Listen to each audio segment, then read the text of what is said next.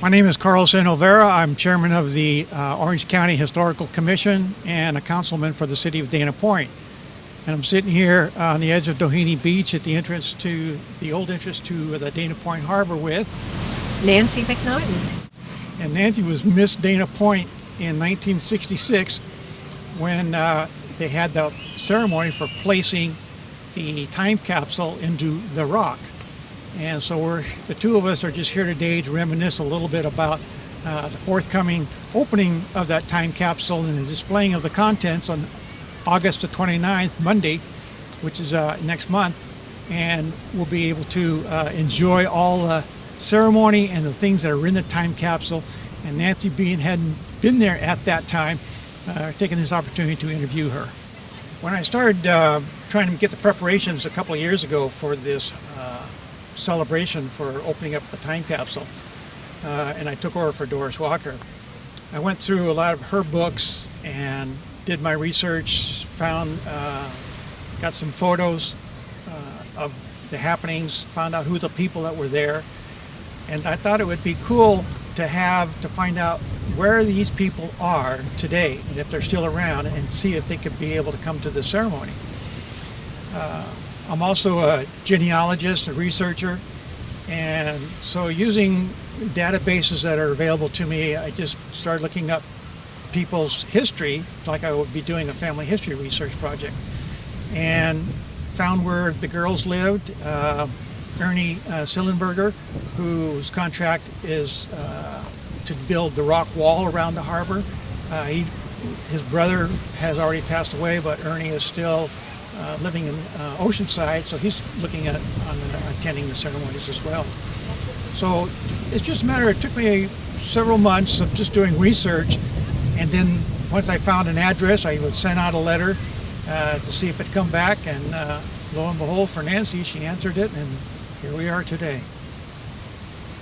Amazing. Amazing, yeah. When I was a kid, I came to Dana Point, and my parents bought a home here, and I went to school and got a job working for the little kitchen in Dana Point. And we would all the kids would go to the beach, and we'd hang out right here at Doheny. And I got into tandem surfing, and the harbor wasn't here, so we would come down the big windy road down to the beach and go into the little pristine little coves and the sandy beaches and go surfing. A lot of sets, perfect sets, would come in all the time, and the kids would play hooky and go to the beach, and it was just it was very pristine and raw, and very natural, and before there was a lot of development. And then we found out that the harbor was going to come in, so a lot of us were sad to see the beaches to go, and but it was beautiful. It turned out beautiful. And we had the big harbor opening, and I cut the ribbon, and it was a new start for Dana Point. Hobie started here. He had a little place in Capo Beach where he made all of his boards, and he started his shop not too far away from here in Dana Point. A lot of surfers. Joy Hoffman, I think she was a famous female surfer.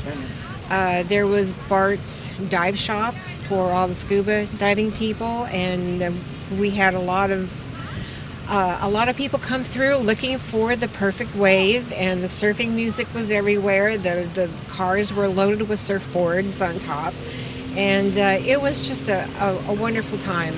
We were really blessed to be in that time. I don't think a lot of the surfers wanted the harbor. Because they were having their waves taken away, but there are a lot of areas here. You've got Salt Creek, which is beautiful.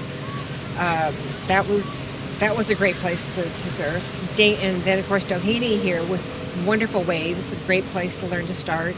And then of course lots of other areas up and down the coast. So this was a perfect place for a harbor. So it really made sense. When you see the beach out there, what do you think? Oh, it takes me back.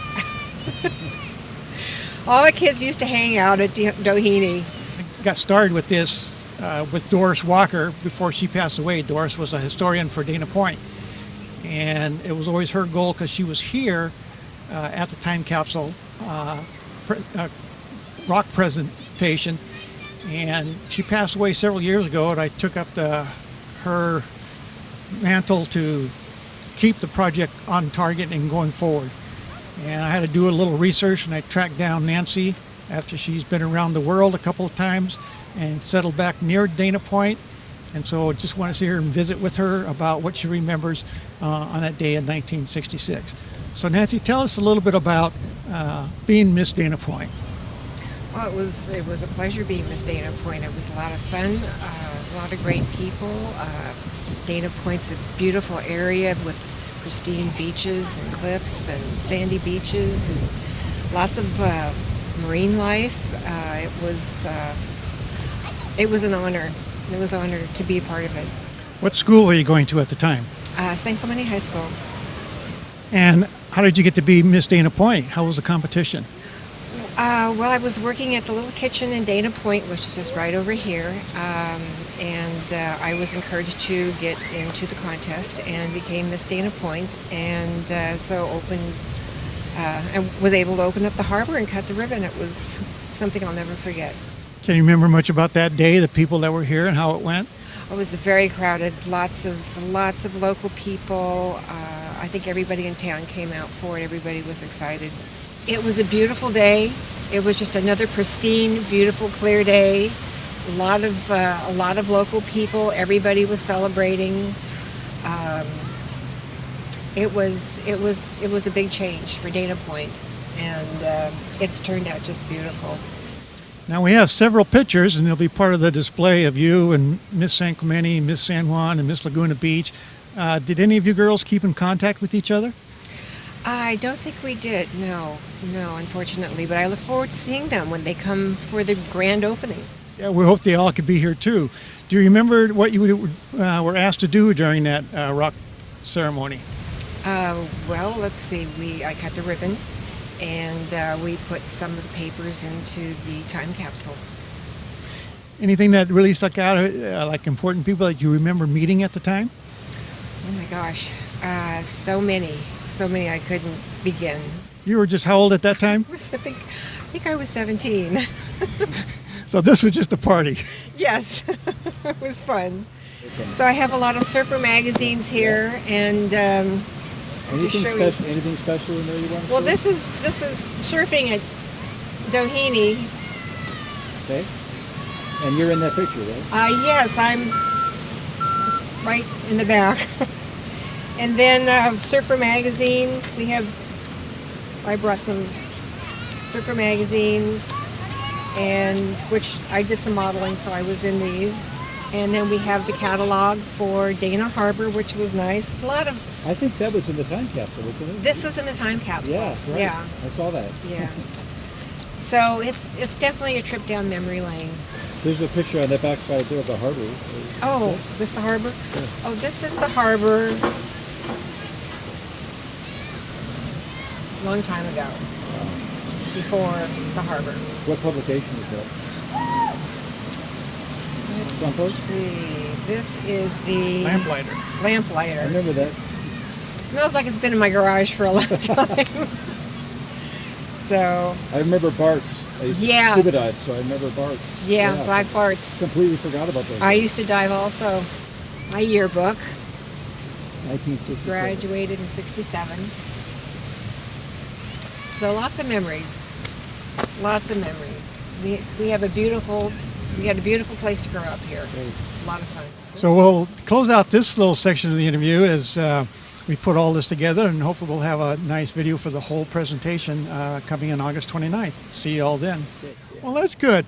We're very happy that we found you, and very happy that you're going to be able to come here. And so you're going to be with us on August the 29th? Absolutely, I look forward to it. You're going to plan to speak?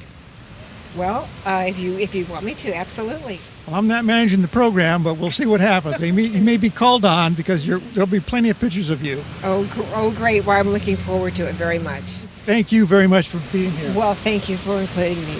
My pleasure.